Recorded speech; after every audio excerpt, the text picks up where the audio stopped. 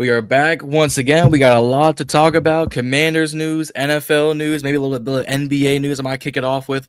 But we are back once again. The Burgundy Breakdown is live, and it starts right now.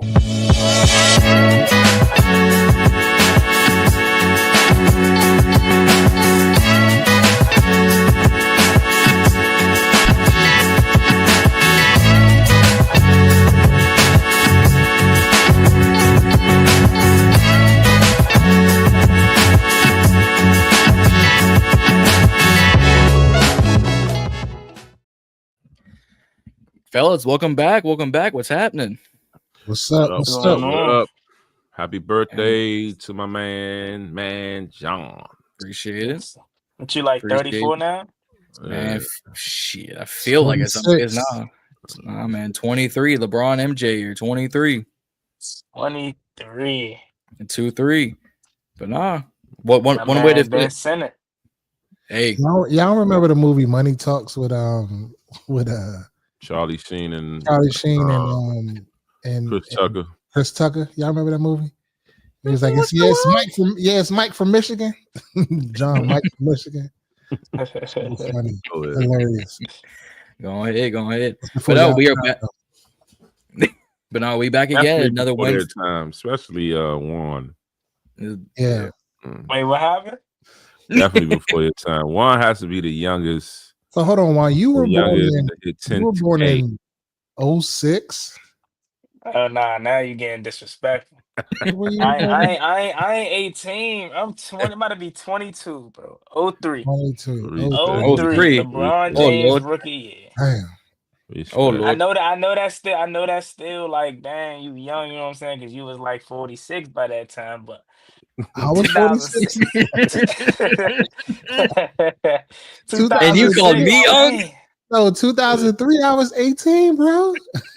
Dang, I'm just heard of that one. 2006 and crazy. And Juan called me Unc? All right. Good. Shit, my daughters was born in 2006. That's crazy. Man, I was 4 years old. 3 years old in 06. I was an OG. I ain't that young. Respect. I thought I was still young out here, man. Y'all make me feel like I'm a for real though. I ain't gonna hold you. I thought I was still hip. My son 11, he'd be like, "Daddy, you're old." I'm like, bruh, like I'm really young for real. Apparently okay. We can have that discussion right quick. So word on the street, the little list that they say. They say, so technically to us, y'all are big bro. Y'all not unks yet. And I'm still classified. I'm not no YM, bro. I don't care. But they try to classify us as that. And y'all are considered big bro. You know what I'm saying? Okay. So you're not really unk until like 50 something. Basically. Right. So y'all good. Respect. Okay. You got 12 years before I be unk then. Yeah, because I mean, look, if I was on this down like 15, all right, cool. But I'm 22, so yeah, y'all big bro. All right, I got y'all. I'm gonna chill out on the unk. Go ahead. John, I can't chill out on unk with John. John, you like 40 in the face. That's fair. That's fair. John like 45 in the face. That's fair. That's fair. But the moment this shaves, I remember last time I shaved, they're like, "What are you on right now?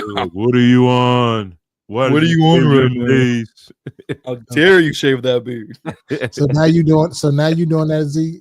That's what you want? Nah. Is that what you want, Z? Come on, man. Nah, I knew he was about to say it. Come on, man. Come on. Y'all some slack, but apparently not tonight. But yeah, though. What up, Herb? What up, Herb? We got the hot seat to talk about. We got Terry McLaurin talks to talk about. We got NBA little leaks. What you want to talk about first, John? You leading the way. I mean, I can start with it real quick. I just got to change hats real quick. There you go. Oh, wow. Oh, Peter Parker. Go ahead. Peter Parker. Because Jeannie Buss done sold my Lakers for about a $10 billion stake to another CEO. So she made bank earlier today. Facts. It sold majority ownership. I forget the CEO. It's Mark some. It's another white man named Mark. But he done bought $10 billion in shares of the NBA dynasty known as the Los Angeles Lakers. We ain't been a dynasty for a hot minute, but you know what? It comes with LA, it comes with LeBron, it comes with Luka. It's worth $10 billion. Yeah, no question. Well, congrats to y'all on that. A couple of my friends I actually was a little happy about it and said they hope that signing, that buyout gets rid of Braun and Bronny. So we'll see. Bryant just catching strays. Hopefully Yeah, they could. Can they turn back to the Staples Center? That's what I grew up on, man. I don't know what That's what I this. need. They ain't had a yeah. aura in that arena since Kobe left, man. That 2010 Finals, Paul Pierce, Celtics. That was the best finals I ever witnessed. That's why Kobe's my favorite player, because of all that finals right there, 2010. No I remember question. every game. My first 2K was 2010, I think. Okay. Kobe was like this on the jump. Yeah. But speaking of the bag, let's start out with Terry. There's been reports that Terry could get anywhere between 36 to 38 million a year. It was reported by Lake Lewis, Junior. Lake Lewis Jr. What's y'all thoughts on it? I know my initial thoughts was like, I mean, I want to see Terry get paid, but whatever it is, we can afford it. Just as we said, like Reedie mentioned, it could definitely be a steal in a couple of years. But it definitely would kind of make you feel like, all right, okay. I mean, we got him back, but 38, we'll see. Terry, a lot of money. It puts him in in the top 5. So how y'all feeling about if Terry pulls up the training camp, hopefully, with a bag like that? Man, I got a lot to say about this one because I'm not gonna say I'm conflicted, but I understand both perspectives. I'm kind of in the middle of it. Like, I understand the side that's like just giving whatever he want. You know what I'm saying? Because he's Terry and he deserves it. But I'm also on the side where it's like Terry hasn't, like y'all were saying last week, and I know it's a touchy subject, trust and believe. Because anytime I speak on Terry and it's not in a super positive way, or if it's not in the oh my God, love Terry way, if I say the smallest thing about Terry McLaurin, I get, so I get what y'all was saying about last week, how y'all was bringing it up. Like, Terry is good, we love Terry, but he's not Jamar Chase, Justin Jefferson. You know what I'm saying? And that's the kind of money that he is potentially commending. And I just look at it like, all right, cool. But now the expectation changed. I'm not gonna lie to you. Love him to death, man. My favorite player of all time now, right? And I never expected Terry McLaurin to have 1,300, 1,400 yards. Did I always wish he did? You know what I'm saying? So I could put him in that top 3 discussion. Yeah, but now if you're getting that money, it's 1,300 minimum. It's no more being, lenient. It's no more, oh, he No had more this amount of 1,050. quarterbacks. Yeah, no Mhm. more. It's Yeah. no more. He had this quarterback, that quarterback. It's no more excuses at this point. If you getting 36, bro, that's Justin Jefferson and Jamar Chase. Those guys are on a whole other level. That's top 5 money. Yeah, I'm even fine with 34, 35. Like, bro, like, yeah, that's why I'm like, I love Terry, and I'm not opposed to him getting 36, $37 million. Give it to him, because at the end of the day, who's really going to complain if we're winning? If he's performing, who's going to really complain? Like, damn, we really just gave Terry McLaurin $37 million. Nah, we're going to first of all be happy for him because he deserves it, and Yeah. second of all, like Reedie said before we came on air, bro, they can finagle it, right? And this is going to look like pennies in 2 to 3 years when the Lad McConkeys of the world and all the other young guys that's coming up, Brian Thomas Jr. and Malik When Neighbors, Jeremiah get paid. Smith comes So in the in the league. grand scheme of things, it's not gonna look like that much money in a couple years. But right in this present, it's a little tricky because you getting money that a 25-year-old Justin Jefferson and Jamar Chase are getting 26, with Justin Jefferson getting, and they're about to hit their prime of their careers. They're not even in the Yep. prime of their careers. Terry McLaurin is 30 on the other hand, so that's kind of the little side was like, do you really want to pay him that much? Because he's 30. How much more of a ceiling does he really have? Can he really truly reach that potential of a 25, 26-year-old Jamar Chase, Justin Jefferson? So it's a situation where both sides you can kind of see. And me personally, just gonna leave it at this. I'm not opposed to Terry McLaurin getting 36, $37 million when we do pay him, and if it is that much money, I'm totally not against it. But I definitely seemed to be way off when I was saying, what was I saying, 33, 34? Because I was 33, like, 34. you know Yeah. what I'm saying? I didn't expect Terry to want to get this much money. But again, he's deserving of it. So we'll see. Yeah. I said this not even an hour ago with the Eagles Collective because we touched on this on our last live stream half hour ago. Is he worth every penny? Yes. Is he going to be the most productive dude on the field for us? Probably. Is he going to be worth the money for us? Yes. But the main thing, because he's stuck with us for 13 quarterbacks, 2 ownerships, 3 GMs, all the OCs in the world. He's stuck with us. So is he worth 37 because of that? Yes. So I think he's going to get 36, 37. No. HTTR process, give him a calm, cool 33.5. Give him a calm, cool 32. Give him a calm, cool 34. But once you get to 35, it's like when Dak broke the market for QBs. He went to 60. Once they got above that 40 mark, you went, oh, is he going to be worth it? When T-Law got his $55.5 million contract, we all went, him? Sunshine? Got that? So I think in the grand scheme of things, like Juan said, it's going to be a lot of money now and not a lot of money in the future. I just don't know if Terry's going to be that guy who's going to want to break the bank for a guy who's already going to hit 30. And by the time his contract is up, Jaden is going to need that $1 billion payday. What you think, Reedie? I mean, I mean, at this point, the elephant in the room is the elephant in the room. Like, you got to pay him. Like, it is what it is. Like, we can't sit up here and make excuses. Is he in the conversation of top 5, top 10 wide receiver in this league? Absolutely. Like, he's teetering on top 5 based off of his performance from last year.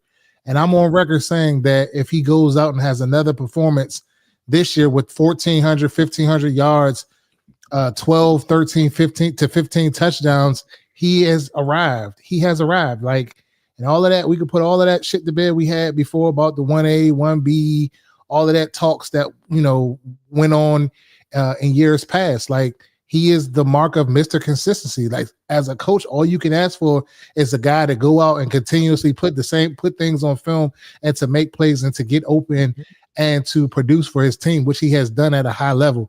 Has it been to the highest level of a Jamar Chase or a Justin Jefferson? No. Or even like Evans. But, you know what I'm saying? I think Terry's just scratching the surface on what he is capable of.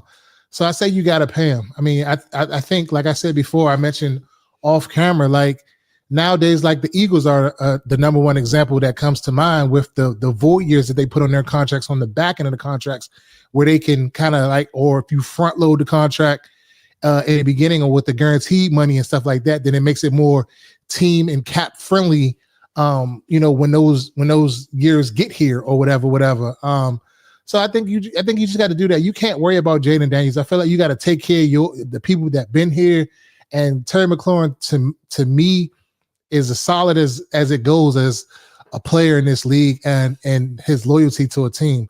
When he got the last contract, you know what I'm saying? Like, we thought that was a lot, and he played himself into this contract. So I think he definitely deserves it, like everybody else said. But just like, let's get this over with and done with. We can't go into training camp with this looming over our head. We got to go into training camp ready to be on all cylinders, because we have arrived. Everybody has us in these tiers. We're in Super Bowls here now. I seen that on Instagram earlier, and I was like, damn, are we really in Super Bowl tier, or are we in like the playoff tier? Like, am I ready to crown us that we have arrived yet? When I think about our roster, I'm not quite sure, but the pundits in the national media have us in that category. I'm a little bit harder on us because I know, you know, we need more bodies and more weapons and stud players in here to, you know, to do a little bit more. But you know, that's just my take on it. Before anybody else go, right, Crash, I want to say that's well said by you, Reedie. I mean, literally, if I could echo if someone wants to ask that question to me, I would literally say what you just said. Because at the end of the day, we can have this back and forth about, is he worth it? Is he not worth it? Is he in the Jamar Chase, Justin Jefferson conversation? All that don't really matter in June right now. We need him.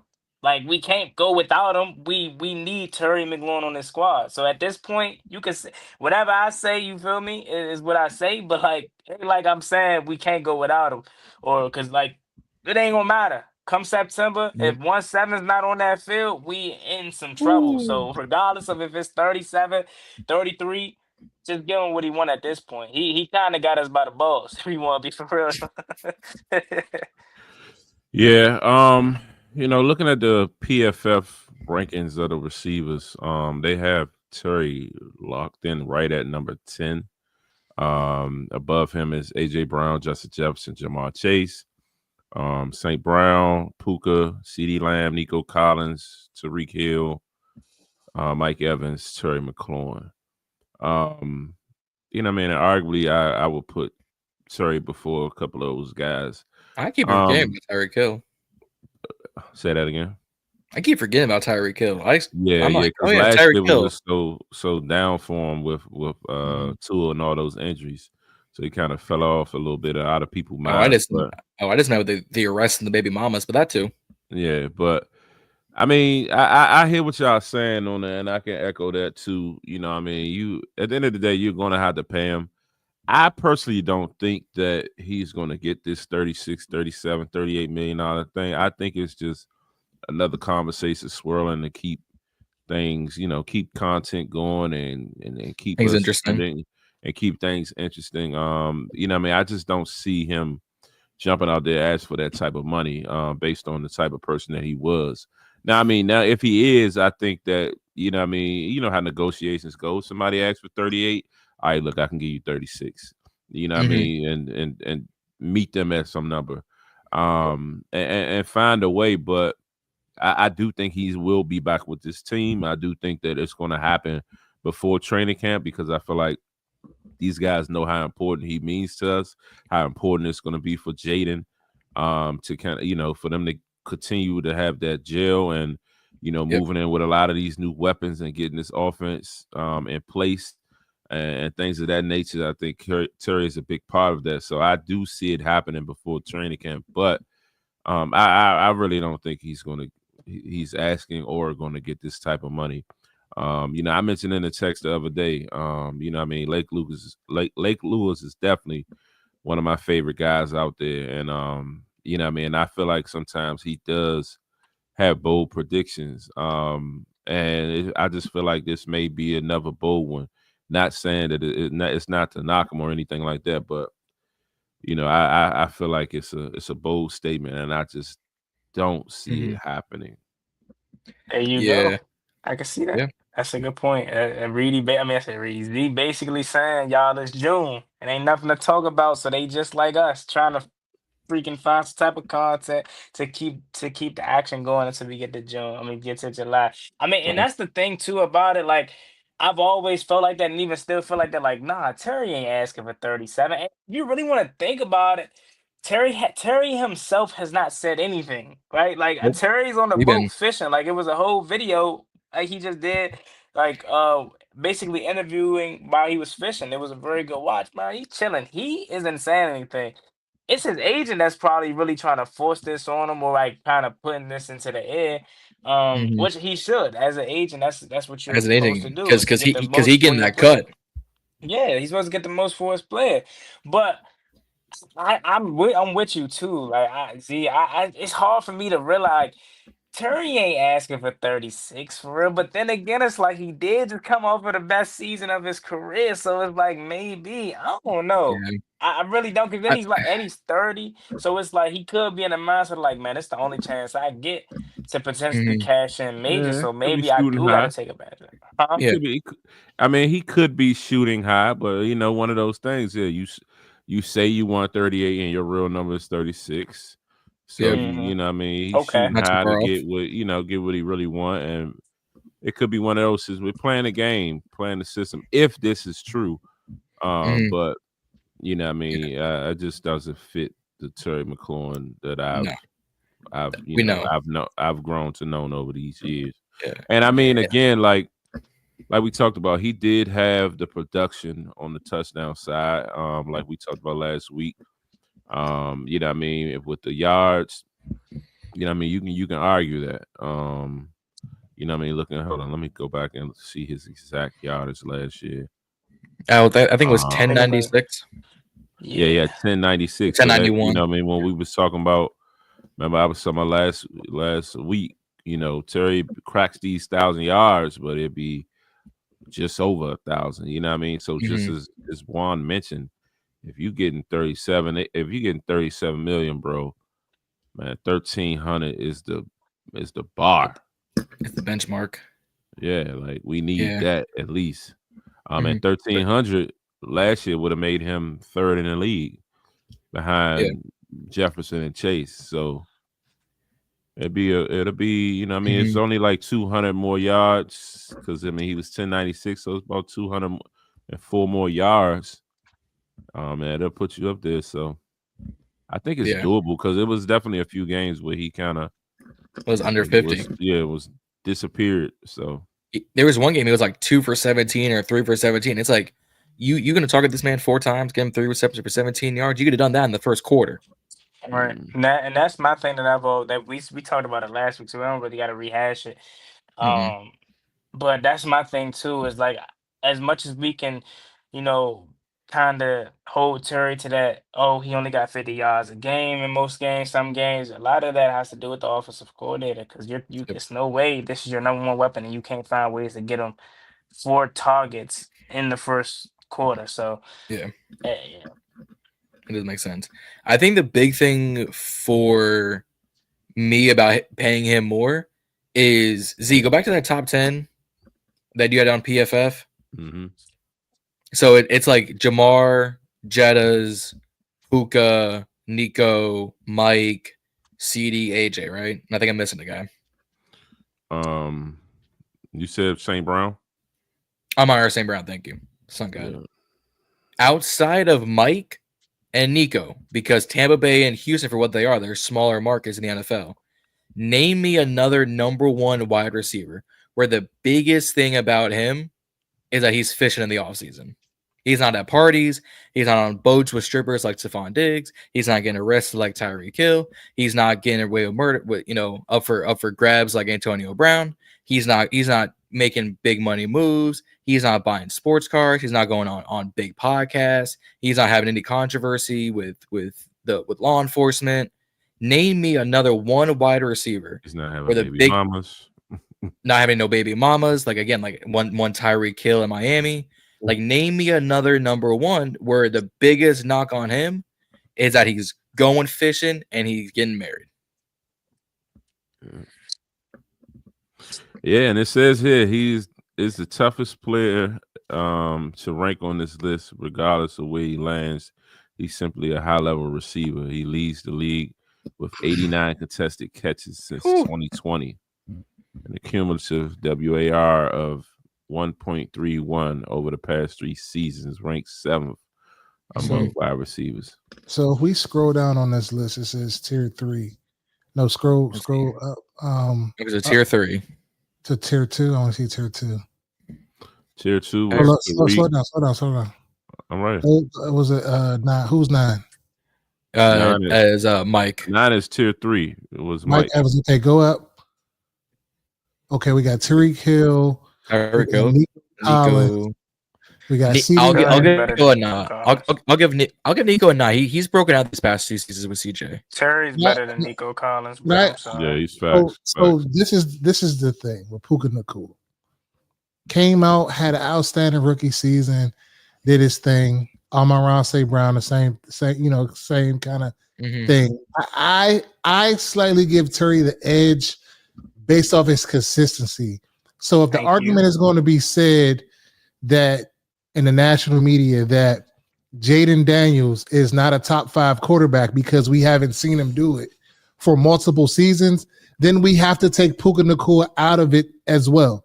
So we can't pick and choose when we say that someone can be rated or looked at as a top 10, top 5 talent in this league. But for a quarterback, but then in a wide receiver put a guy at number 5. It just doesn't make sense when he had 2 years in this league. They said that you need to see it multiple years, 3 and 4 years. But they're and that's what these pundits are saying. They're saying top 32. I mean, yeah, top 32 ahead of the 25 season. So they're just ranking it. Okay. Is this one of every season? Is this one of every team or just the top 32 receivers? Let me because there's a difference. That's what it looks like. Okay. Because I'll say if it's because obviously Jamar, Amon-Ra, Puka, CD, Nico, Tyreek, Mike, Terry, and then Drake London, Malik. One receiver for every team. I think Garrett. T. Higgins on here, so it's not one for every team. It's not. I think Terry is around 8, 7, 8 range. If I had to rank. Facts. 7, 8 range. So I can have a soundboard. I would put the fire emoji because what you just said, you just dropped the gem. Because like that's the thing. Puka Nacua, obviously 1,400. Terry has not sniffed that, but what did he do the second year? Right. Like you know what I'm saying. So again, the consistency issue is like that's why for me he's better than Nico Collins. Nico Collins had a damn good year last year. I think Terry and Mike Evans deserve some more respect. Yeah. For sure. For the consistency, Mike Evans is the consistency. Yeah. Now, if we're going off of just outliers, they had a great season, then okay, yeah. But even CD Lamb being at number 6, he didn't have a great year last year. You know what I'm saying? So I feel like even says it dipped. Yeah, so I feel like it's skewed a little bit. What's the WAR acronym? The war. Yeah, what is it? What is it? I forget. I knew it. It's something among receivers. Yeah, I used to know it. I don't know it. Wins above replacement is what I mean. So it's used to evaluate a player's performance and determine how many more wins they contributed to the team compared to a replacement level player at their position. So it basically says how valuable are you to the team? How many wins would they get more with you on the team than versus on the team? But I can see. Go ahead, Juan. Now you go ahead. What you about to say? No, what I was about to say, basically, I can kind of see like why the apprehension to kind of put Terry up there. But we still had to take in consideration, 12 quarterbacks he went through before we got to Jaden Daniels, or however many crazy number of quarterbacks. And to have that consistency, it's low. Like we said, like we mentioned last week, it's low 1,000 yard season. He's just barely getting 1,000 yards, but like that's still 1,000 yards. You know what I mean? So I think the other part of this, like with a lot of these lists, is most of these receivers have compliments. So like go back up to the top because I'll list you because I'm a football guy. So go all the way to 1, and I'll show you why. AJ Brown now it's Devonta Smith. That's his compliment. Justin Jefferson has Addison, and I think he had a 1 year with Thielen as his compliment. Jamar has got T. Higgins as his compliment. Down to 4 is Amon-Ra. He's got Tim Patrick and J-Mo. Puka had Cooper Kupp, now has Devontae Adams. CD had Brandon Cooks, Jalen Tolbert. Nico Collins had Tank Dell and pretty much everybody now. Tyreek had Travis Kelce and now Waddle. Mike Evans has Chris Godwin. Terry has no one. Insert a replacement level. Now he has Debo, but you know, but compared to every guy on this list, I just named you almost 2 receivers even in if each organization. I do you one better. Even if we go back to Santana Moss, he had a Pierre Garçon or D Jax. That was the tail end. If you go Moss, you got to talk like before then when Moss was in his prime. What do you want, Anthony Armstrong? Yeah, that's what I'm saying. Like if you're gonna use that, you got to talk about those guys because Moss when we had D Jackson was so nice with it though. When we had D Jackson, Garçon, Moss was on the tail end. He was getting cut and brought back. I remember they released him and then they end up bringing him back right before camp or some shit like that, like twice. Mm-hmm. Gave him the D Hall treatment. Yeah, and even someone said you could say Jahan wasn't doing all that much to be his compliment. So it was still Terry and then everyone else. Whereas these guys have a 1, a 1, and a 1B. Like Tell me Chris Godwin wouldn't put up good numbers on some other teams, but he does better because he's got Mike. Now, Tampa Bay is just riches in wide receiver room. Tez Johnson, Mecca Ibuka, Chris, Mike. The new receiver. McMillan, yeah. Too. Yeah. I thought Scotty Miller was like that too. Shit. So like even with Chris out, you've got 4 guys that are going to step right in to take that production. Outside of Randall L. What'd you say? They took it back to Randall L. Go ahead. That's why I was going to mention Antoine Randall L, but I know he was more of a punt returner here, and he didn't want to do it for real. He wanted to be used like a receiver. So yeah. But I like give Terry a season where he has a true compliment, and we'll see what the production is. But if it's still that just over 1,000, then this list might be right. But if he puts up 1150, 14 TDs, averages like 11 yards a catch, you got to put him in that tier too.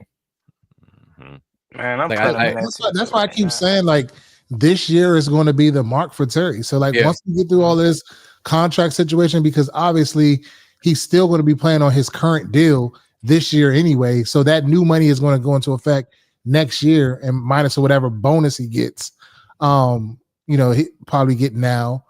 But it's going to be a true mark of like where he really stands as a receiver in this league, a top 5 receiver in this league. If he could replicate what he did last year and take it up a notch, he's definitely knocking on the door to hop into that window.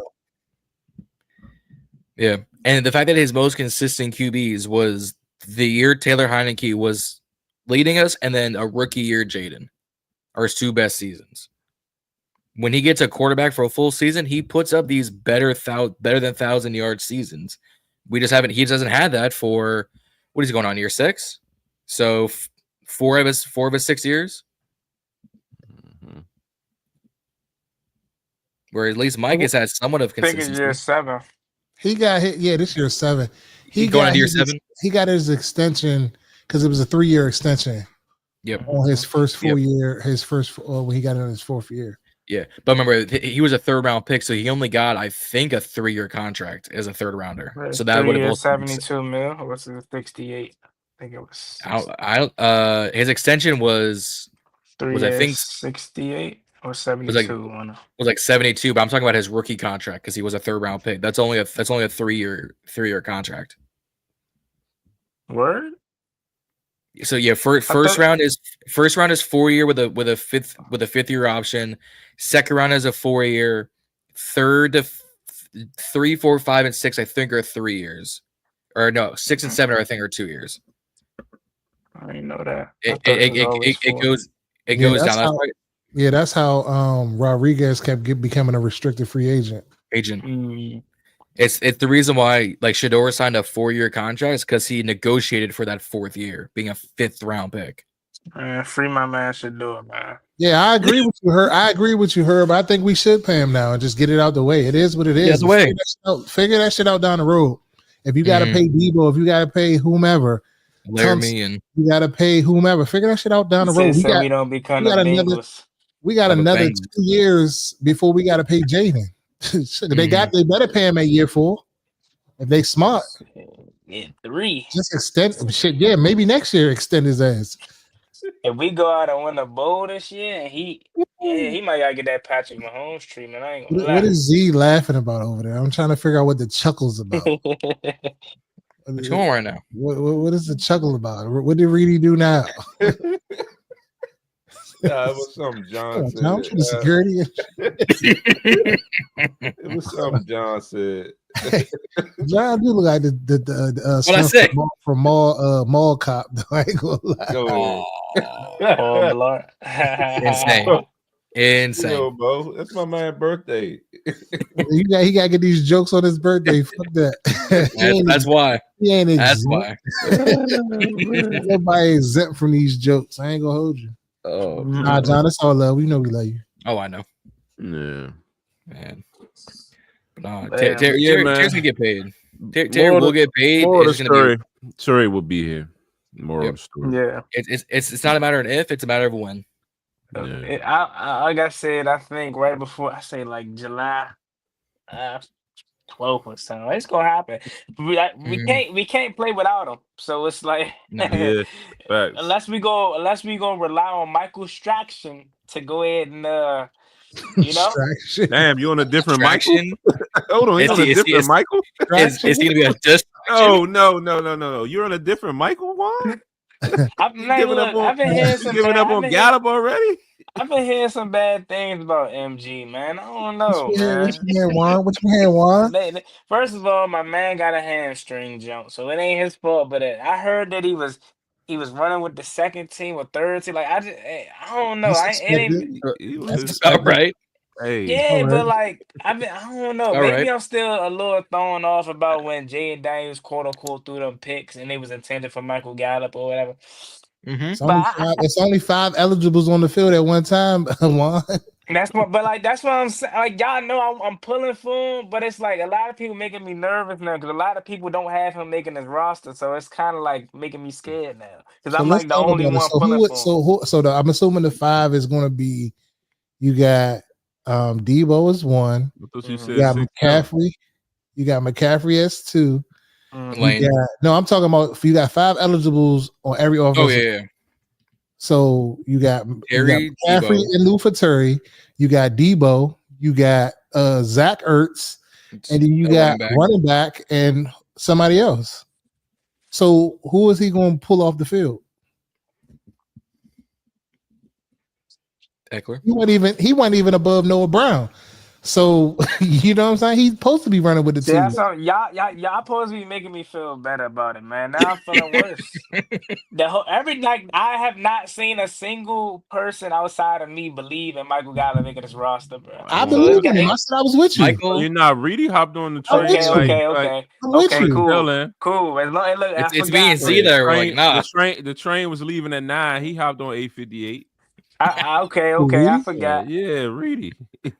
I forgot about it. Now, man. I said if he could have a 2018 or 2019 when he last turned long up. ago. That's what I'm hoping for. But my look at you, John. Now you on the Z train because he said that. I was like in high school when that happened. What you talking about? Yeah, like I'm hoping for that episodes too, bro. ago, he hopped on a Michael Gallup train. I'm like, Reedie? Like, yeah, just in case. I'm like, all right. I'm hoping for it, man. But everybody got my man. Everybody doubted my man. How Reedie do? Reedie knows. Yeah, he'll come back later. Reedie knows. Reedie knows.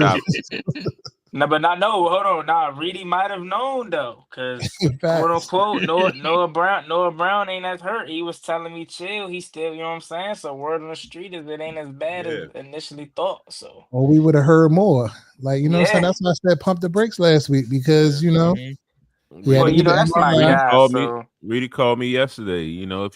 If you look at Noah Brown, like if you look at his story and what he's been posting, he hasn't been on anything spiritual. Now he said he ain't been posting nothing, around that. And I'm like, hold on, well, he ain't dropping no quotes and no spiritual nothing. John 3:16. Yeah, he like, nah, he ain't. He just posting regular shit. Like he gonna be at this camp or something he doing. I'm like, all right, Reedie definitely. I reported that to Z before they even came with before the media came out with it. Yeah, he knows. He knows,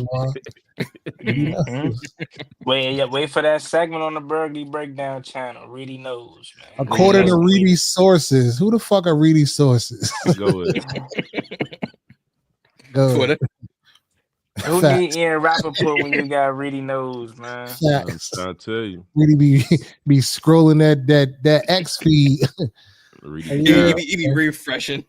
Putting 2 and 2 together. Okay, all right. So 2 + 2 is what? Okay, all right. This makes sense. I bet. Hey, all I'm ready for is when Michael somehow gallops his way back in the retirement home. We already know. Stop what you doing, John. Stop what you doing. What you mean? Stop what you doing, because my man, he gonna be out there. On the retirement line, he be out there. Is Henry Ruggs still in jail, or they let him out? I heard he got released. He did a special. I've seen he did a special. So he did a special release for the Hope function. So I don't know if he's officially out. Or they're like, you're going to this on a special notice, and you said we putting your ass back in that cell. So if he gets reinstated, would y'all be open to signing him? He was one of the fastest guys in the league at the time. He was fast for a reason. That's what got him in trouble. I mean, I'm always a guy that wants to give people second chances. He seems like he's very remorseful. What he did, what happened. You know what I'm saying? He said he wanted to sit down with the family and kind of like let them really see the true Henry Ruggs and who he really is. So I would be open to that. I'm big on second chances. To people, because people make mistakes, stuff happens. I definitely would. If it was there's no way he's out. He's only on year 2 of his 10-year sentence. So he was out for a Hope for Prisoners event. They gave him 10 years. They give him 3 to 10. He's only on 2 years. That happened. It's happened a while ago. Yeah. It happened in 4 years ago. But he was sentenced in 2023. We know how slow this is. He was in jail. That's time served. Yeah, you get this from when you were. Yeah. So he already did 2 years up until when he got sentenced. He was sentenced in August of 23 to a 3 to 10 year prison sentence. So he's only on. He had a year some change left on that minimum. So they released him just to do it. I think he might be due for parole or something like that. Is he like in a program or something like that? That's what it is. So they did a special release from prison Tuesday to speak at a Hope for Prisoners event in Las Vegas, where he touched on his incident. He apologized to the family, saying like, I would love for them to read the meal Henry Ruggs and not the one that was escaping from something. He sincerely apologized, but there is no way he is officially out. It's a felony DUI causing a passing away and a misdemeanor vehicular manslaughter. There is no way. And the dog died in that situation too. And the dog died. But if the dog died, they're gonna fry you.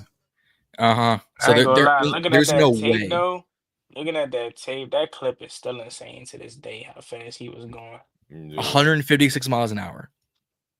I'd be scared going 60. Go cap. With some of these drivers, yeah. So he's out here doing NASCAR for no reason. John, so if, for instance, what's your stance on that? Would you be willing to give him a chance? Honestly, no. And it's not because of what happened. It's because I know he's not in shape and he's not mentally in shape. There's no way he's been focusing on football because he's been focusing on trying to be sympathetic, trying to get past what happened. He apologized because he was running from something when that happened. I'm sorry. I am all for second chances. We have all lived through the Snyder era, so we are all for second chances. No way on God's earth is his head in the football game now, or even if he's on parole in 2 years. No way is he in the football state of mind. Yeah, but that's what I was saying. Once he's reinstated, it's going to take some time. It's going to take some time to be reinstated. And a lot of guys, when they in jail, trust me, they come out in some top shape. Oh, they do. Yeah, I ain't saying he working out football shape. I think maybe cardio wise, maybe. But I'm just saying, cardio wise, maybe. Here's the thing about it, though, and I know you brought up the Michael Vick situation. I think he got it in 2010, maybe, or something like that. Who said Vic? No, I say how many years did he do? He did 5 years, right? Okay. Before he was released. So here's my thing about it, and I could be very wrong and off the mark about it, but I have a feeling they just gonna blackball him from the league, just for the simple fact that first of all, don't get me wrong, what Michael Vick did was very wrong, and I don't want to sound, because I love dogs, I love dogs, but like, it's dogs. And then Henry Ruggs killed an actual human being and a dog. So, I get Vic got a second chance, man. But I just think Henry Ruggs, it's tough for me to believe he's gonna get a second opportunity, especially in this generation. And I think with Vic is, even back then, the quarterback's like value held weight. If you said the word Mike Vick and his incident wasn't the first thing that came to mind, you were thinking about his highlights on the field. You were thinking about his Madden cover. You were thinking about his Virginia Tech days. Michael Vick was an electric human being on the football field, a menace to society off the field. But an absolute unit on the football field. Henry Ruggs, he was projected to do like really good as a speedster, and that's not even. I'm not trying to make a pun for what he did. Like he was a 4.3 dude, run that 40. There's no way that Rodgers gonna let him back within at least 2 years. AB's blackballed. Ocho Cinco took some time to come back. If like it's a far stretch for Raj to be like, what you did? Yeah, we'll bring you back. You know, there's some, you know what Ruggs so vaguely reminds me of? Ja Morant. Dumb decision after dumb decision. Ja took a 56 game suspension, so 2/3 of the season, and it's still reinstated, but they kept doing dumb thing after dumb thing. Yeah, man. My man Ja was just posting, man. Nah, man. I ain't saying what Ja did is right, bro, but come on, bro. Ja came strapped up for the wrong reasons. I don't think you can compare them situations. He killed somebody, bro. Ja did. That's why I said vaguely. I don't think those are in the same stratosphere. How many? And I get it. I think with Ja Morant, it's just, bro, you a public figure, you a basketball player, you in the NBA, you gotta uphold this image. But bro, how many regular people just post guns or normal people just walk around with guns? And I get Ja Morant isn't no normal person, but it's like, come on, when you comparing those two situations, bro, nah. Yeah. And that's why I feel. Go ahead, Juan. Nah, I was just got to just rant for. So that's why Ja Morant's supposed to be the face of the league. I'm not saying he didn't harm harm himself by doing the situation, but that's why I feel like they kind of blackballing him out of the league or trying to push him out of the league because of that. I'm not saying it was right. Him already. Yeah, I'm not saying it was right for what he did. Don't get me wrong, but yeah. Ja's a baller. Trade him to the Wizards. Trade him to the Wizards. We'll take him. You want his career to fall off? No, we'll take him. We'll build around. You took Jordan Poole. You saw what happened. Now, what I was about to say was a bunch of picks for him. I'm not being unsensitive to the, you guys mentioned that he took a life. Okay, yeah, every life is valuable. I'm on that. But it was one night, a mistake that happened. No prior situations. No prior situations. It was no patterns of misconduct with him or whatever. Nick Saban came on record saying that he was a great kid, vouched for him and everything. So like, right. I feel like, yeah, he made a mistake. Like he's a young kid with money, like come from nothing, don't have no money. He gets money and you want to show out. So I kind of could empathize with him, but I empathize with the family as well that lost their loved one. But at the same time, like he's a young kid and kids make mistakes. Like and I'm just looking back at my life. I did a lot of dumb things. I've gotten behind the wheel drunk before. So who am I to pass judgment on somebody because he killed somebody? God just was with me and I was lucky enough to not have killed someone or gotten an accident or something like that. People go to football games every day, get pissy drunk, get in the car and drive.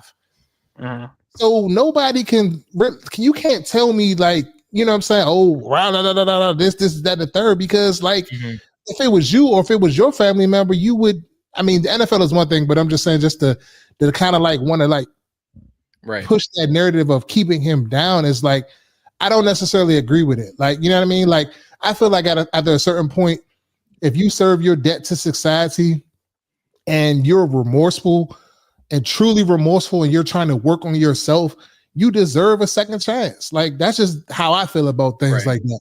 Now, if it was my family member, would I feel like that? I don't know. But from the outside looking in, like, I'm one to want to give people second chances. Like, I'm a firm believer in God, and God gives us chances every day. We sin every day. So, and I don't want to get super religious on here, but I'm just saying, like, that's just my thought on that. Yeah. Okay, I understand that. And that's that's understandable for sure. Yeah. Does he deserve a second chance at normal life? Of course.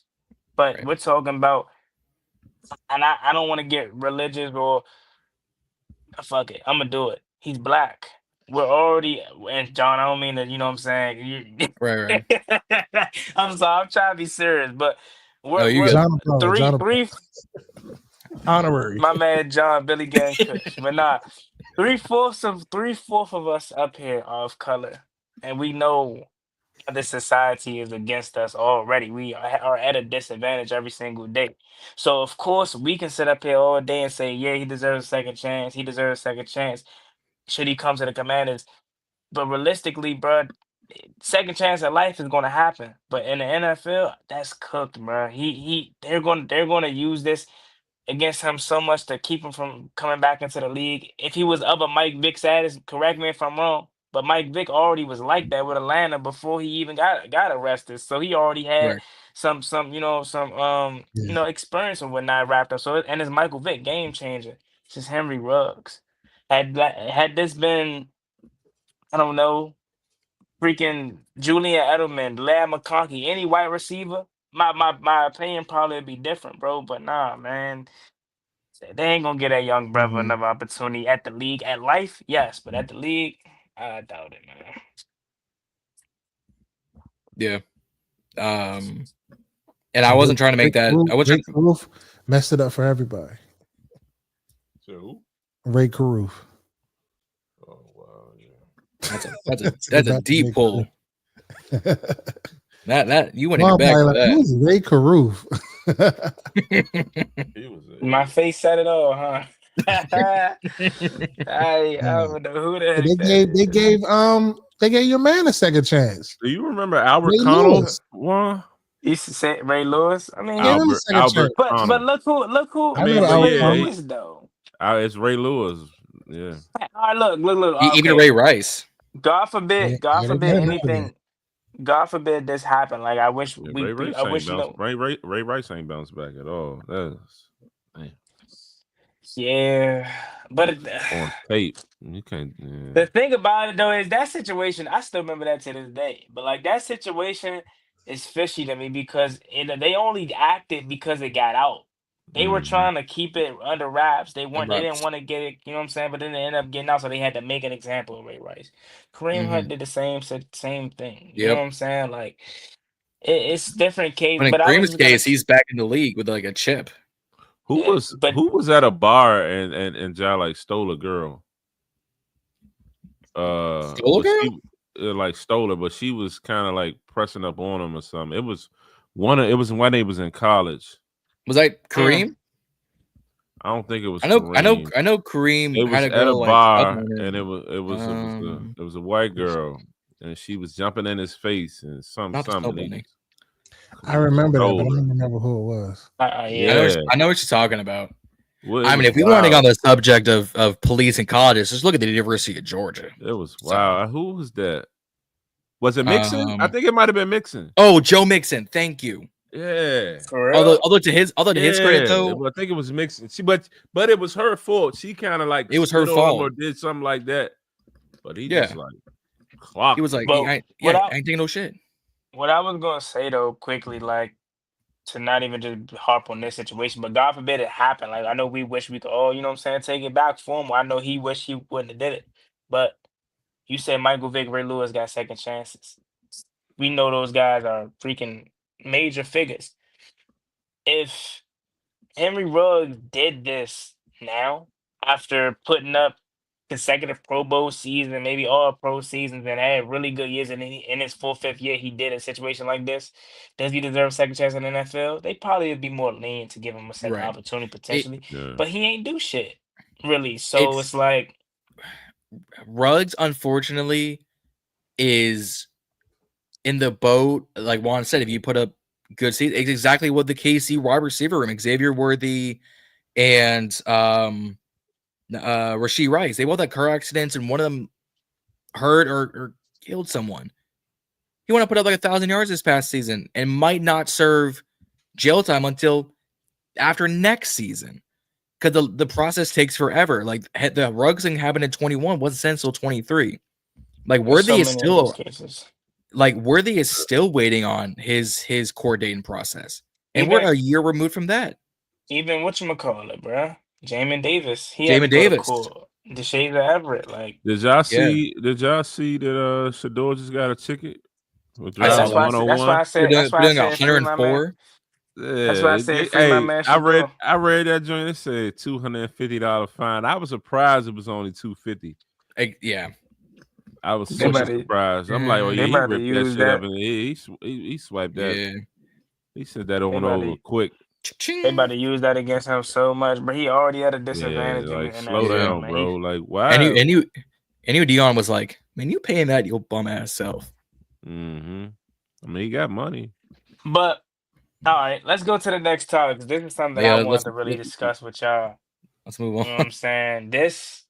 So the Ravens signed Jaire Alexander. And when I first saw it, well, first of all, it took Mark the media outlets forever to I guess put it out there. But I'm not gonna lie, when it first happened, I thought instantly about the conversation we had, Reedie Zee, which I was saying about how you can never have too many guys, or at least try, to see if you can get them.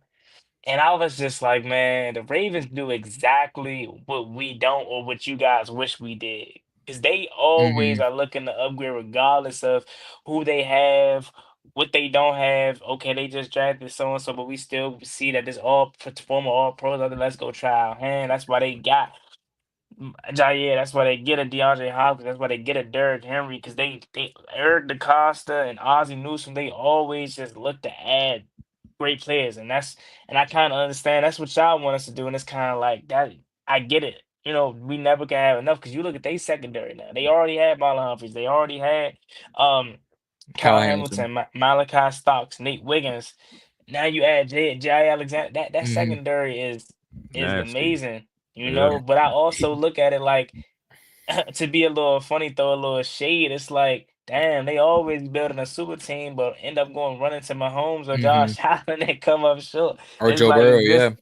Yeah, like, is this finally going to be the year that they finally, hopefully not, because I mean, you know what I'm saying, we win it, but. And that happened.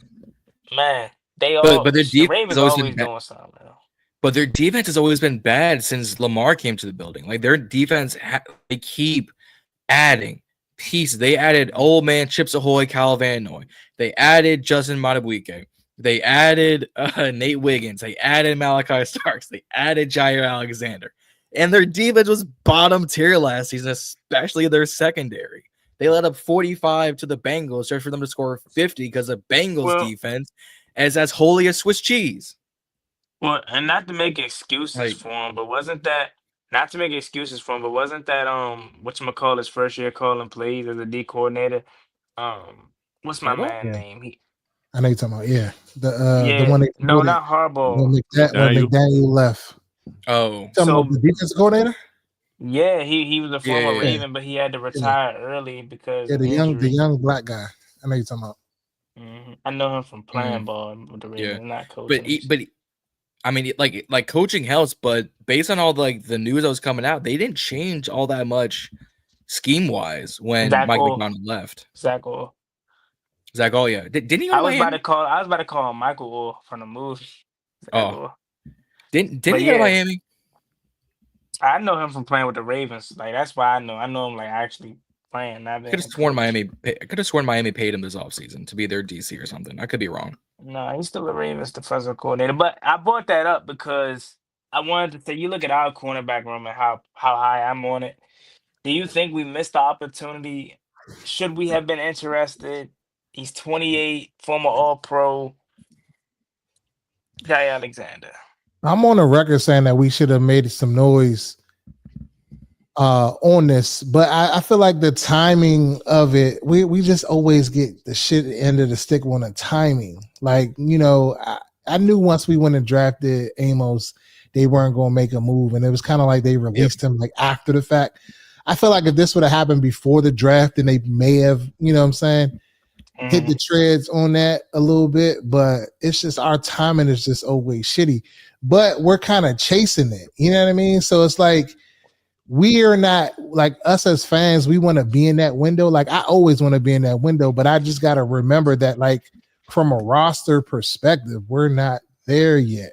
So whereas these other teams, they're consistently there every year, they're competing for a championship or AFC championship, or they're competing for a Super Bowl every year. We just really knocked on the door this year, and we were ahead of schedule. So like anybody that tells you like they would have thought we were in an NFC Championship game last year, they're nuts because I didn't believe it. You know what I'm saying? So it's like I feel like we'll be able to do those things in maybe like 2 to 3 more seasons. Then we can, he can maneuver a little bit like that. Like once we solidify and get a little bit younger and kind of, fill out all of those holes we got because we still got holes. With all we have done, you got to think we got 28 people on 1-year deals. Like that's the thing. Like for the last 2 years, like every year it's going to be a Band-Aid that you got to rip off and restart over again. So until we can get a little bit more continuity and longer contracts and stuff like that, we can't really do stuff like that. Yeah. Once they got Trey Amos, which I was on the record for, I had him as a first round talent. So when we got him at 61, I said, that's my favorite pick. So I had him as I had a first round grade on him. So did everyone else. So I was where like, he was at on your board, John?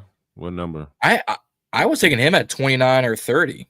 Like I had him where like Maxwell Harrison was taking. We got him at 63, right? At 61. 61. Yeah. And Peter said they had him as a first round talent too. If Connolly wasn't there, we would have taken him at 29. So we technically, if you want to say, we got 2 first round picks with our first 2 picks. If you want to look at the value like that. But I was like, all right, so you traded for Lattimore, you still got second year Frozone, you bring in Trey Amos. All right, shaping up better. You still got DPI Poppy and Noah Iganagami. You brought in Jonathan Jones. You signed Robert McDaniel and Fincher Cypress, like some young guys. So you sprinkle out the experience of rookies, UDFAs, vets.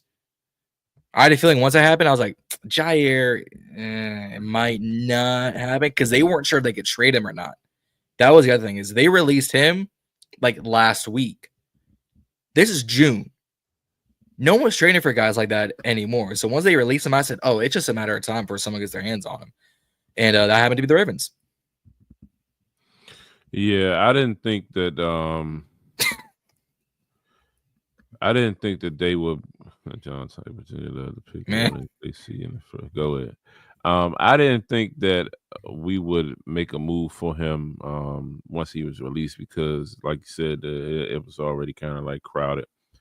I kind of like those good problems, sign a guy and stack the room and made the best man win. If he say a guy like Jaire don't work at corner, put his ass at safety or something. I don't know, but I just feel like it was a good talent, and I would have liked him to see him sign, but I just didn't see it happening. You know what I mean? So I wasn't surprised when I seen that he went to Baltimore, and it was like a couple of days ago that I saw that Lamar was making the push. So once I saw that, I said, "Oh yeah, he's a Raven for sure." So today just kind of like stamped it, but you know what I mean? Like what Juan was saying, I definitely want to see us, and I know a lot, y'all like to say, Z and the Mad and all this and that, but I just want to have weapons, you know what I mean? And have the good problems of having guys or too many guys and figuring that shit out from there. And I just feel like that's what the Eagles do. They do it through free agency. They do it through the draft. And you know what I mean? That's how you stay good. You know what I mean? Then you can get rid of, some of your better guys and accumulate picks and continue to rebuild through the draft and things of that nature. So I want to see us get to that level. But with the Jaire situation, I think I might have mentioned it to Reedie, but I know I definitely was thinking it just like, damn. Had me thinking like with this Lattimore situation, like, damn, did we jump too soon with the Lattimore thing? Or am I just overreacting because, you know what I mean? Maybe I'm overreacting because, we traded for him when he was hurt. I mean, I can't lie. Before they even started talking about him looking, springy and like he got himself under, back under his feet. Yeah. Just from the clips myself, I was able to observe that. So I mean, he looked like he could looks a lot better. Be healthy. So we'll see how he pan out, and I hope he does because You know what I mean? We bet a lot on him. I mean, I know it was mid-round picks, but in the grand scheme of things, we're banking on him to really be that number one guy, and it'll just make the defense so much better. Mm-hmm. You on mute? You muted. I said, but am I the only one that's not necessarily sold on that? On Lattimore? Yeah, on like this. Yeah, I kind of got. I'm bracing myself. It's like part of me is like wants to drink the Kool-Aid, but then the other part of me is just like, nah, just wait. Well, y'all hit what I said last week. I was like, shit, sign him and find a way to trade Lattimore if you need to or something. Remember I said that last week. But they were saying on 106 that Lattimore is better than Jaire. I think so. You're not the only one. A lot of the fan base is through with Lattimore, but I'm not. I'm not through with him. I'm not through with him, but I'm just like cautiously optimistic. Yeah. That Asburn PTSD, man. That's all it is. That's all it is. Exactly what that is. That's exactly what that is. My biggest thing, and I said it last week, I said it on the live stream an hour ago, I said it last week. You know, we kept saying it. Give Marshon a full off season to get healthy, to get the playbook, to get with his teammates, the whole night. We traded for him in the middle of the season when he was hurt. He even said he was timid coming into the building. Give him the off season. Yeah, he already looks better. He said, "Look, that sounds like a Reedie take." I got a question though. I think I've already asked that, or I think I asked would y'all have traded for him. But looking back on it, did the Saints bamboozle us? Do y'all think Adam Peters knew he was hurt when trading for him? Because he had to. I mean, he had to. He had to. Because they have to tell you that, right? They have to tell you, and they get physicals. Yeah, and he got he got like somebody over there with the He was on. He was on. Yeah, he was on. What's the name before? He was already out. Yep. That is a good point. He was. So they knew that. But I think what I think happened was I think he was hurt, and they anticipated him coming back. Maybe the diagnosis was a week or 2 weeks, and then he might have re-aggravated it or made it worse, and it lied. That's what it was. He lied, like he said. He was rushing back to make. He said he was rushing back to prove AP right that he made the right decision in trading him. So that was the point. I think he was lying and saying he was ready, and then he was really hurt. Which in the grand scheme of things, I ain't saying it's right, but I definitely understand. I'm that type of person. I do feel like I'm very hard on myself, so I can kind of understand. Like if somebody's putting trust into me, like if someone was to be like, "Hey, yeah, want to go do this for me?" You know what I'm saying? I'm going to want to execute and don't want to make no excuses for. I'm gonna get a job done, whether I'm hurt or not. So I definitely understand. He probably was hard on himself. Like, hey, look, they took a chance on me.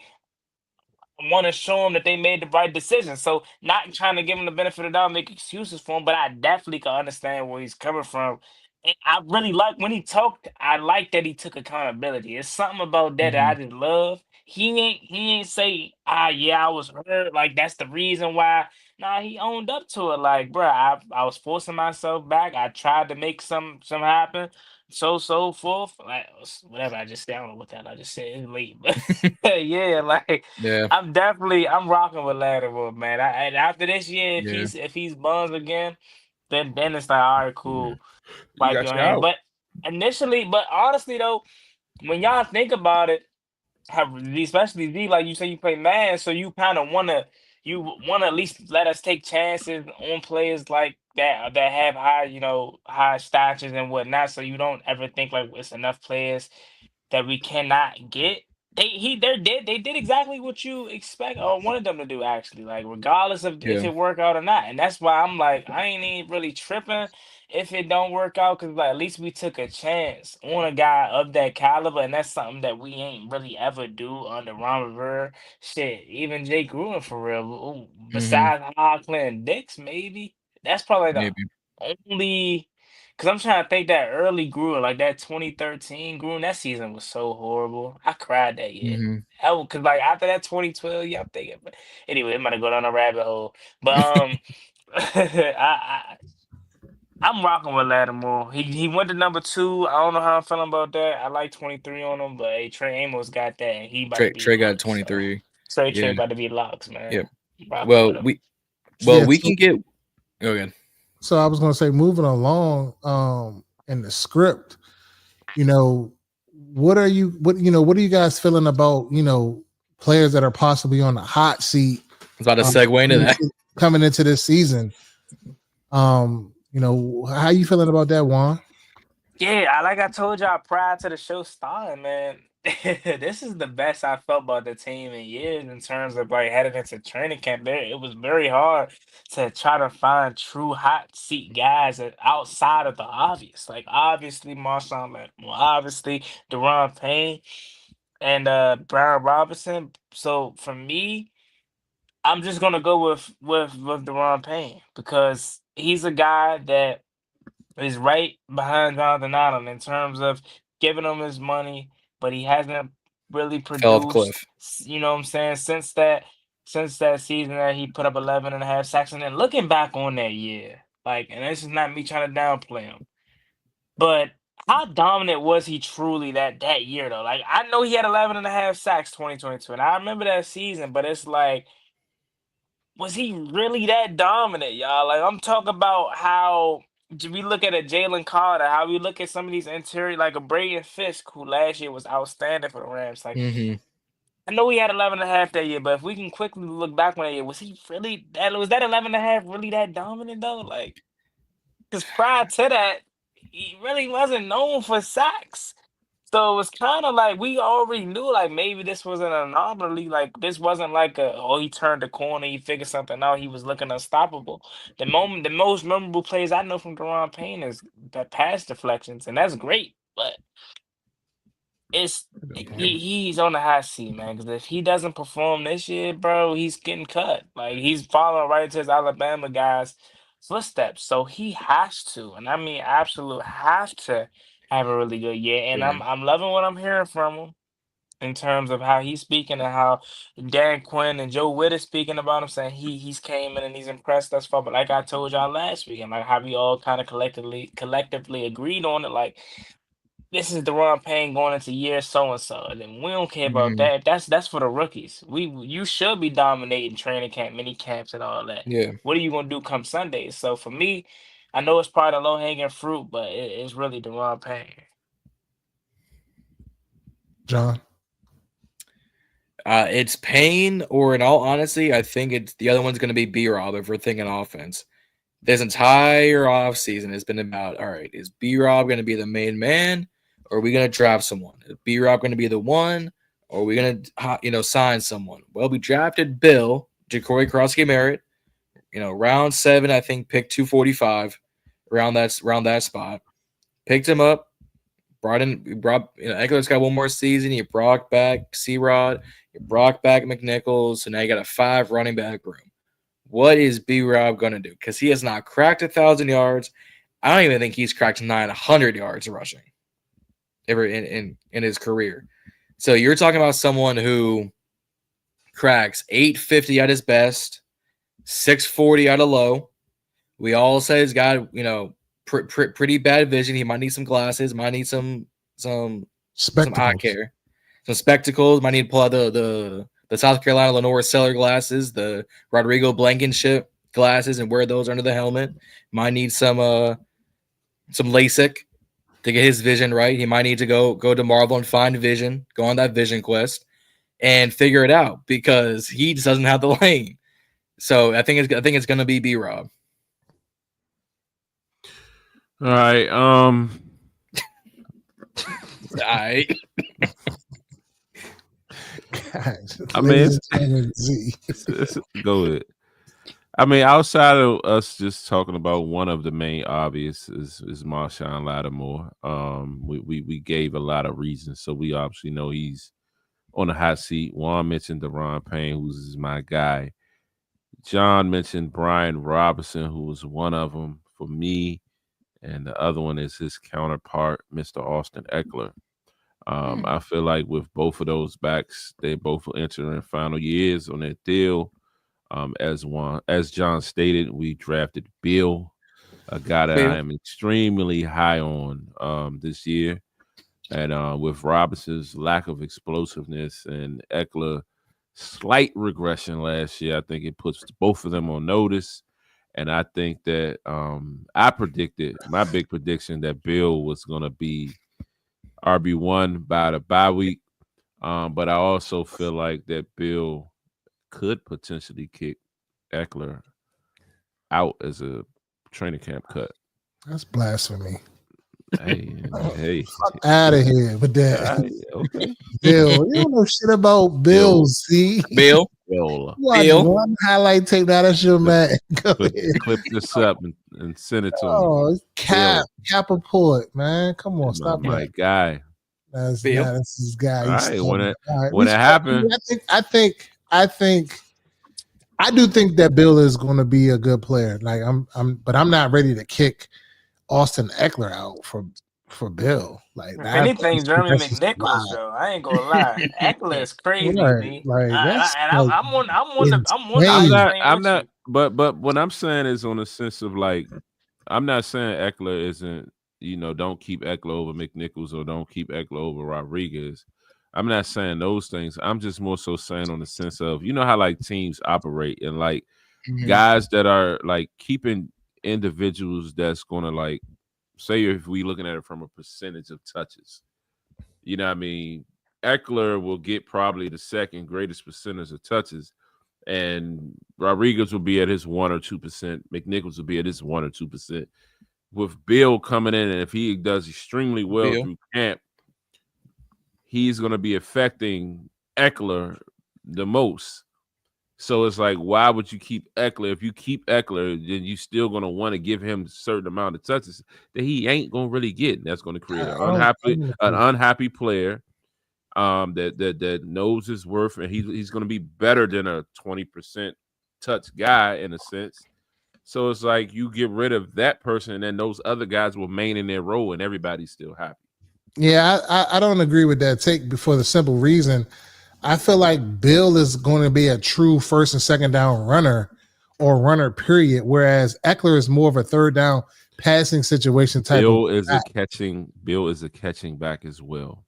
I mean, every back is a catching back as well. So like, I mean, are we going to sit here and say that Bill can do what Eckler can do? I'm not. I would say yes. And you seen enough film to tell you that? Yes. Today's Eckler, you keep talking about Eckler of 10 years ago.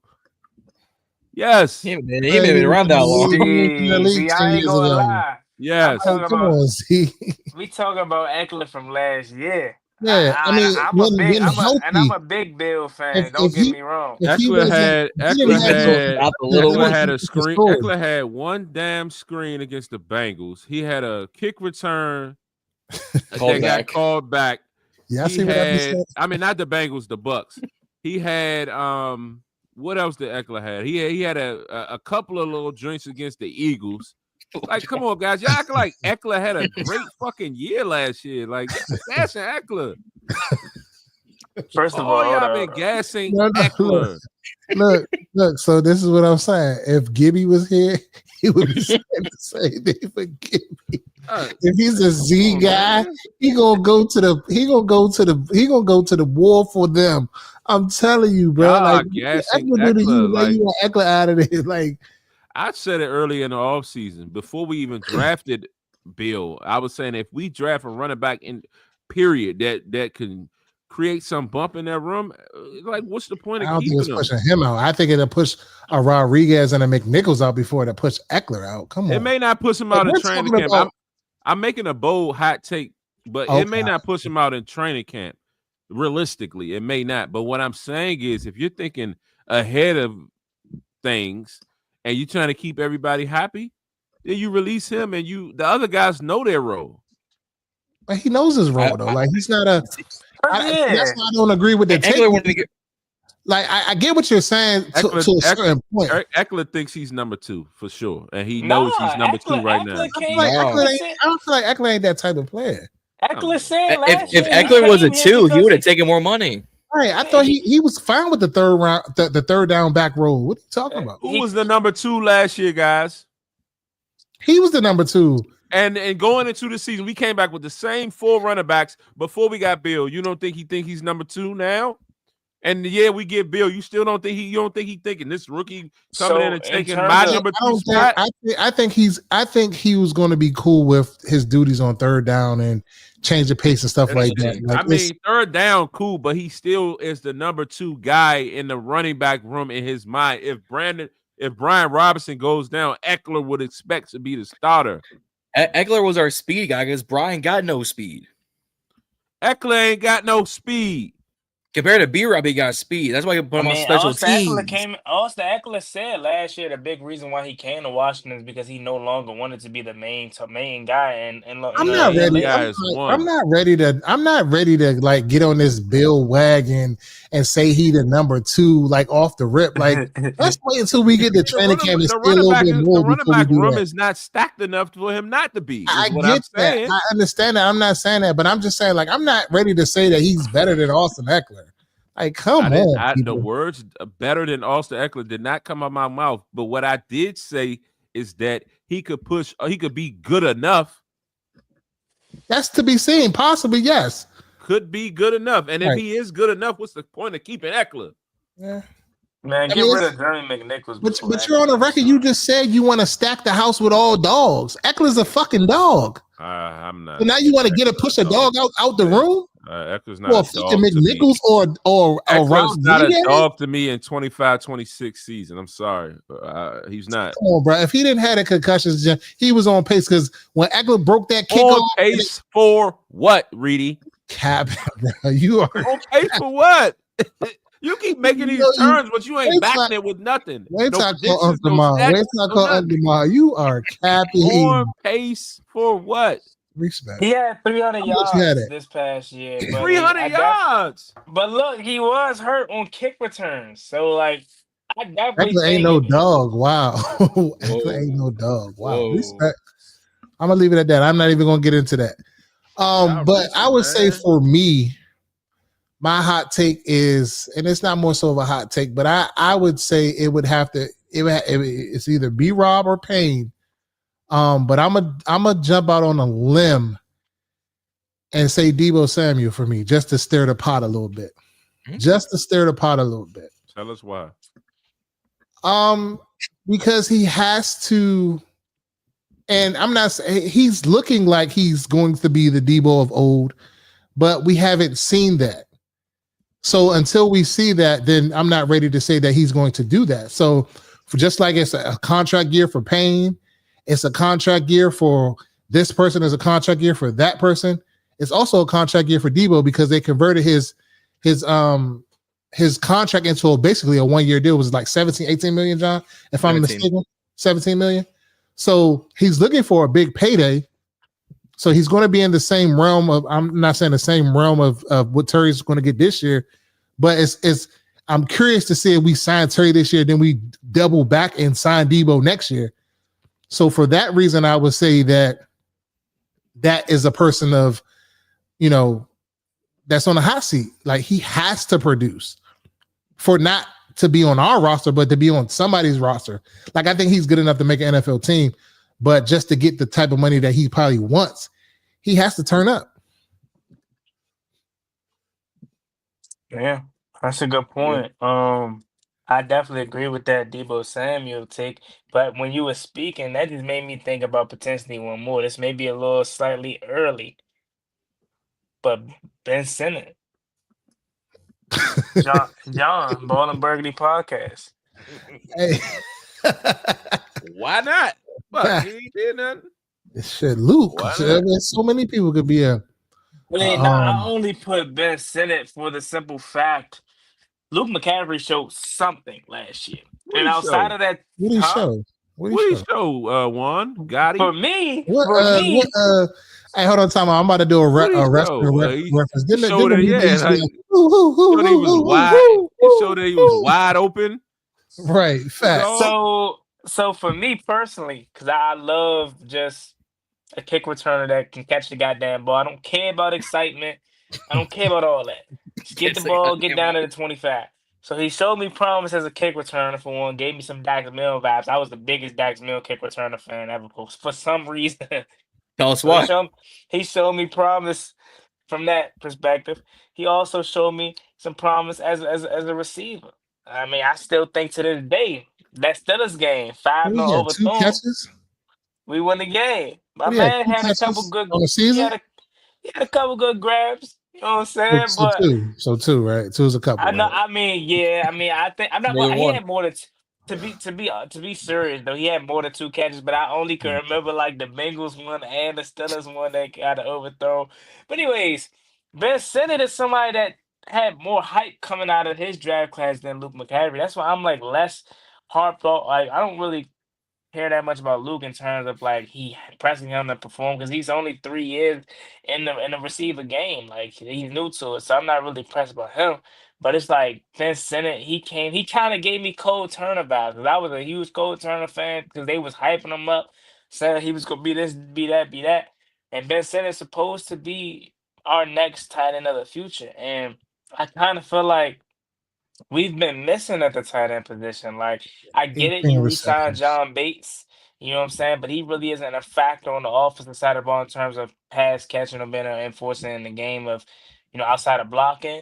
So we missed on Cole Turner.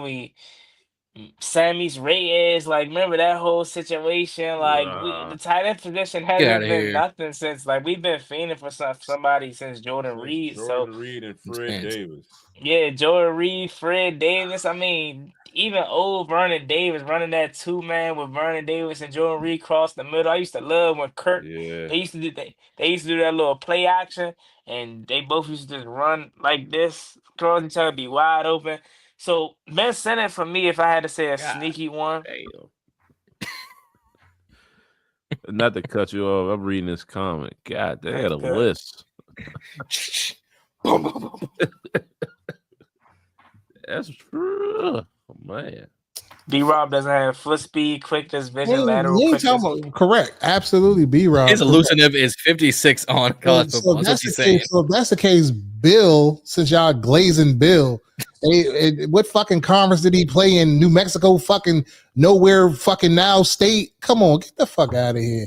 Like, I'm not saying he's not good. He's good. I believe that he's going to be a good back, but to just like, yeah, I got it. I'm gonna let it go. Arizona, it's called watching film. Let it go. I mean, he didn't get to play Arizona, but where he was at before Arizona, New Mexico. Yeah, I mean it's not. Look, correct. I did a film breakdown on him. I'm high on him. Don't get me wrong. I think that we have to also keep in mind, like they do with the guys that play in the SEC or these other divisions, and put that on the table as well. Like I'm not saying that I'm not high on him, but just to come in and just say off the rip that he was a 7th round fucking pick. We're putting a 7th round pick over somebody that's proven in this league. Get the fuck out of here. Austin Eckler's proven in this league. Pull up his fucking numbers. You keep talking about 10 years ago is what I'm telling you. In the league 10 years. I'm just saying. So if that's the case, if we're willing to say that, he could come in right now and take B-Rob's spot. That's what we can. Yes, saying. He can. Absolutely, he can.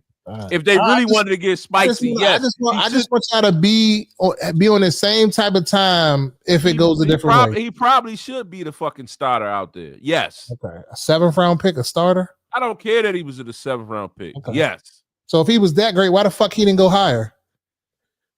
We already said it was a damn good running back class. He didn't play last year. I get that, John, obviously. Yeah. It was stacked that he didn't play last year. He's fucking pick number 200 and what? So what are you going to say when Z turns out to be right? He was right. How many times have Reedie turned out to be right? The fuck? What can I say? That's all you going to say? I'm not saying Reedie is not sitting here saying like I'm against it. You are sound like it. I'm just saying like it's just not. It doesn't pass the eye test. That's all I'm saying. In year 1, round pick. You mentioned the division he came out of in college. That's a low blow, Bobby. But you low blowing these other players like they didn't put shit on. All I said is I've been telling you all year Eckler is washed, and I'm consistent. All right, okay, now he's washed. Okay, but Gibby ain't fucking washed. Oh, Gibby's washed now. Oh, now he's washed. Get the now. Now he's washed. Gibby's washed now. He can't get on the field. I don't know what's going on with Gibby. What is it? You got it, Z. I'm gonna leave you alone. Go ahead, you got it. But if they would have kept playing him when they were supposed to, yeah, he would have been a top. Juan and Jon don't even believe what you're saying. Juan believes me because he was a Gibby fan too. No, I ain't talking about Gibby. I'm talking about on this Krosky Merrick. So look. Juan believes me too. My thing is that Austin Ekeler is, if he ain't washed, he's in the spin cycle approaching. He's about to be, he's getting dried up. I just checked him. I just checked it, bro. He good, bro. I believe he's good. I didn't say he's not good. He good. They put him in the dry, Zee. He good, bro. He fresh. Oh. He fresh for this year. Hang dry. But what I was gonna say, look, I did a film breakdown on Jakrosky Murray, so I'm a big fan of him, and I do think he's gonna become the back that we've been missing, because he got clocked in as like the fastest guy. You know, the little bras that they be wearing at track and speed. He was the fastest guy, blah blah blah. So that's cool and all. My pushback is less about his potential and how hype you are about him, Zee, because I'm on the train with you, and it's more so about the Austin Ekeler disrespect, because it's like, yeah, what are we doing? I get it. He only had 300 yards, but it's like, Ekeler isn't a guy. He's the prime example of, if you don't watch the games and let the box score tell you, then you're going to just run with the narrative that he ain't do nothing. There were times where he had key blocks. He's one of the best blocking running backs on the team and in the league. He's had moments where he converted long-ass third downs. Like, Ekeler was definitely... pivotal moments? Yes, like, come on, man. Like, nah, I can't rock with the Ekeler disrespect. If anybody we're cutting is Jeremy McNichols, bro. I'm sorry, bro. We need Austin Ekeler. Like, we need him. Where was he in the NFC Championship? Where was the whole team besides Dayton Daniels in the NFC Championship? He the only person that showed up. The turning point of the game was when Austin Ekeler fumbled. No.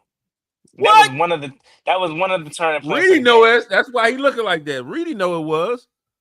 If you want to go with, bro, yeah. It was a turning point. Come on, guys. Can't believe y'all saving Ekeler Austin.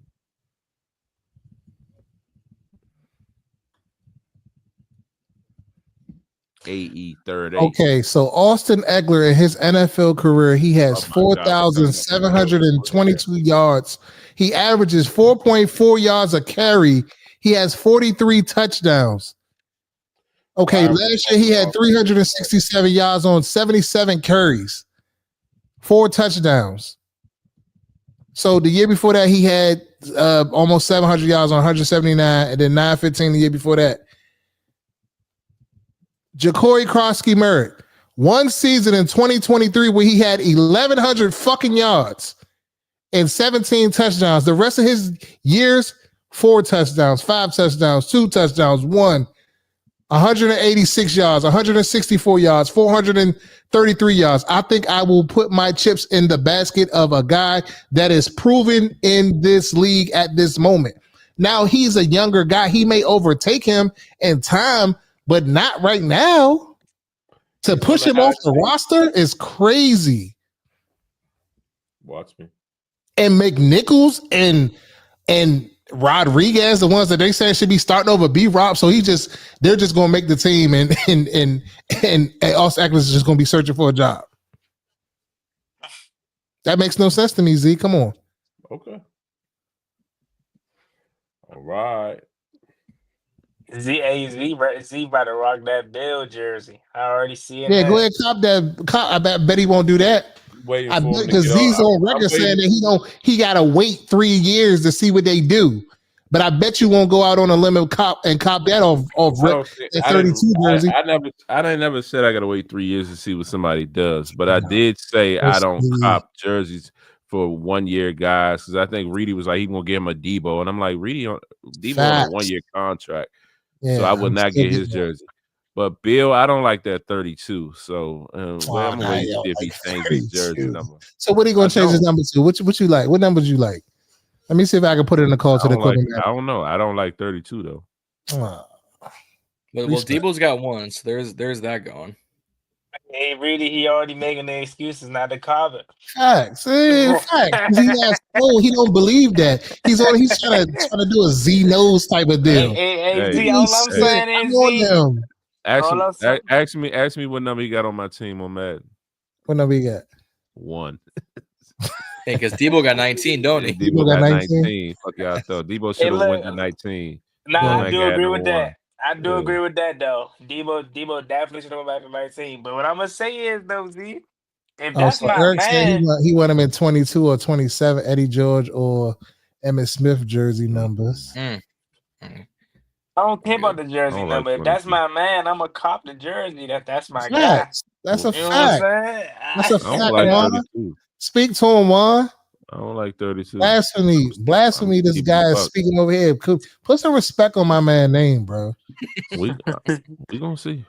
I'm trying to tell y'all, it's cool. But Reedie is also, but you know, I'm strong. I like how he feels about Gibby, Antonio Gibson.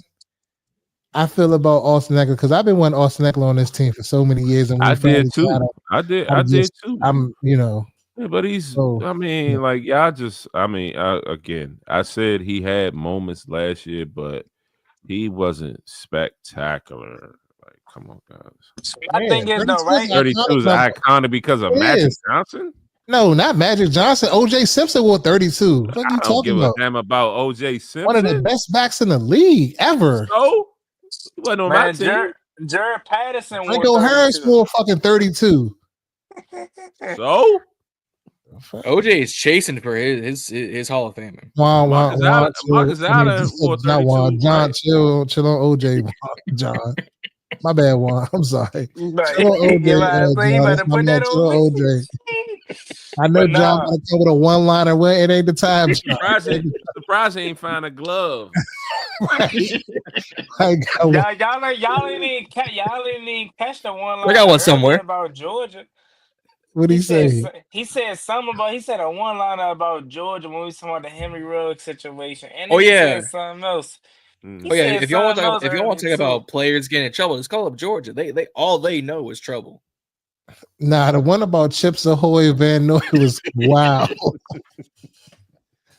Hey, bro, when he said that, I almost lost it.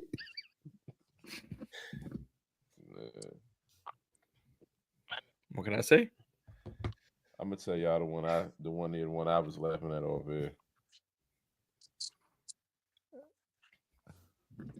What'd he say? I'm gonna say it over here. How you gonna say it over here? All right, good. So we got anything else we want to touch on? After me and Z just had our little argument. I mean, that's right. Yeah, we covered everything. I played it for last. I knew that was gonna get your blood pressure up. Good. Yeah, I'm telling you, I've been saying it all offseason. I'm gonna say it on every episode I get a chance. So Z rage baiting then, huh? I'm serious. I'm telling you. Nah. I'm telling you, I can see it happening. It could My thing is just it could be a courtesy cut. I'm a big fan of Bill, and I'm high on him just like high on him too. I do think he's going. I think he's going to be. You know, I'm like in the same boat as you with that. When you lose me is out of McNichols, Rodriguez, and Eckler. You're picking Eckler to be the one to be cut because you feel like he's a threat or he's more valuable to the offense. That would be the bigger reason to keep him opposed to McNichols and. Like per your other takes, like I mean, you're all saying that you want to have the most talent, the most weapons. I feel like Eckler's a weapon. Damn straight. I don't think he's that much of a weapon. He's the only one.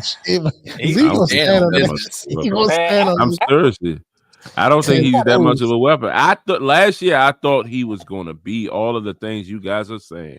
But after last year, I just was like, I'm done with Eckler. But he was hurt. For real. Oh, he was hurt. So you're only as good as you on the field, and he's always hurt. So your best ability is your availability, huh? Availability, yep. Eckler's the one with the touchdown celebration, at least. It's a tough crowd. These Commander fans, boy. Man. Oh yeah, we got to control. We should have got Chubb. We always get rid of people a year too late or something like that. We should have got Chubb. We should have. Watch what he do. We got a crowded back. We should have. We definitely should have got Chubb. Now, if you'd have said Chubb, then I would have kind of, I wouldn't have gave so much pushback. You know what I'm saying? Like, yeah, he could push out B-Rob for real. Chubb would have been our number 1. And healthy. We're talking about unhealthy Chubb. 2. And Bill number 3. Bill. But yeah, nah. No. And I think that just about covers everything. Yeah. On the agenda for tonight, yeah. Another show in the books, fellas. One day we're gonna be on the radio. But yeah, make sure y'all like, not with share, the way Reedie be cussing. Zee get my blood pressure bull, and I gotta go find some blood pressure medicine now. Go ahead. Can't kick us off the airways.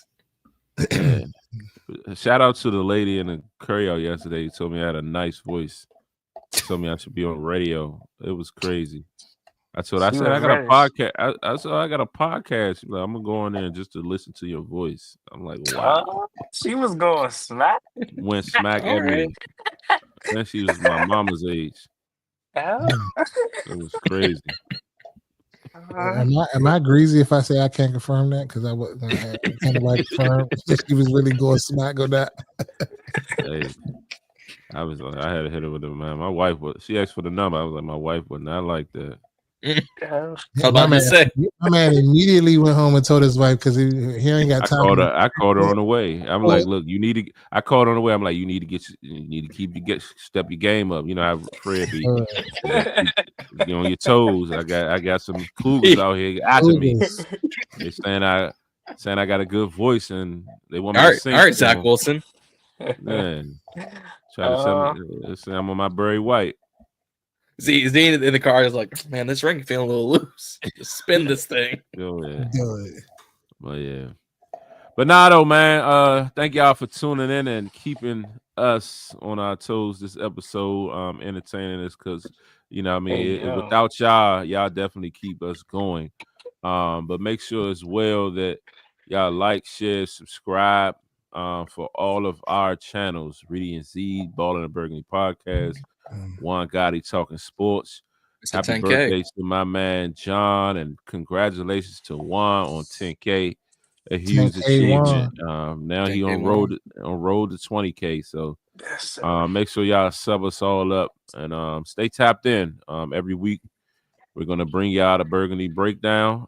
We actually just created the channel, so we're gonna be rolling it out soon as well. So pretty soon y'all be able to subscribe to that channel also. But if my guys don't have nothing else, then go ahead, Reedie. I'm Reedie. I'm Zee. I'm Jon. And I'm Juan. And we are the Burgundy Breakdown.